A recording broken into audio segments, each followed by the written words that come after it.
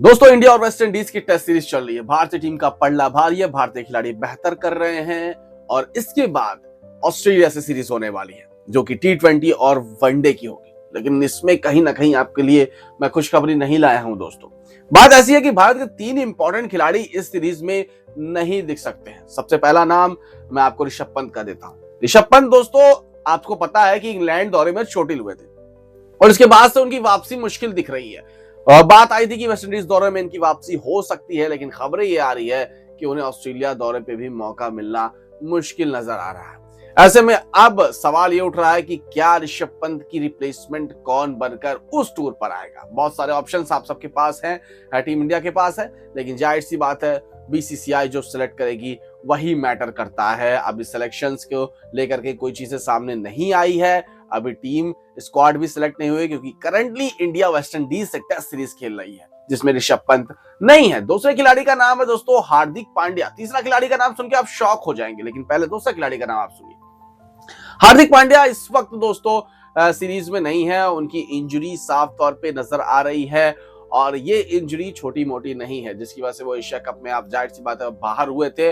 और अब सुनने में ये आ रहा है, खबरें ये आ रही है, सूत्रों से पता चल रहा है कि हार्दिक पांड्या को भी इस T20 और वनडे सीरीज से बाहर रखा जाएगा, क्योंकि उन्हें भी आराम की आवश्यकता है। तो कहीं ना कहीं ये शॉकिंग है, क्योंकि हार्दिक पांड्या के बिना भारतीय टीम कहीं ना कहीं थोड़ी सी कमजोर दिखती है।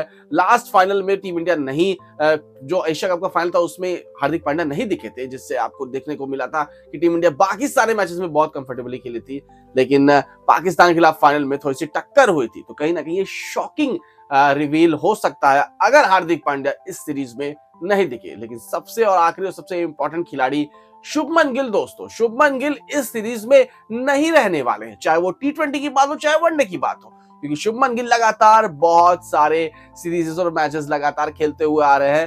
तो ताजा सूत्रों से खबर यह मिल रही है कि शुभमन गिल को इस टेस्ट सीरीज में मतलब इस सीरीज में पूर्ण रूप से विराम दिया जाएगा। उनको कहा जाएगा कि अब आप आराम करिए, आपको अब आराम की आवश्यकता है। जिस तरह से सिराज को बीच में दी गई थी, वैसे ही शुभमन गिल को वनडे और T20 में आराम देने की संभावनाएं नजर आ रही है। तो क्या लगता है दोस्तों, अगर ये 3 खिलाड़ी इस सीरीज में नहीं रहे तो भारतीय टीम उसके बावजूद भी बेहतर करने का प्रयास कर पाएगी? भारतीय टीम ऑस्ट्रेलिया को T20 और वनडे सीरीज हरा पाएगी? कमेंट करके जरूर बताइए क्या लगता है आपको, इन तीनों के बिना टीम इंडिया फीकी पड़ने वाली है?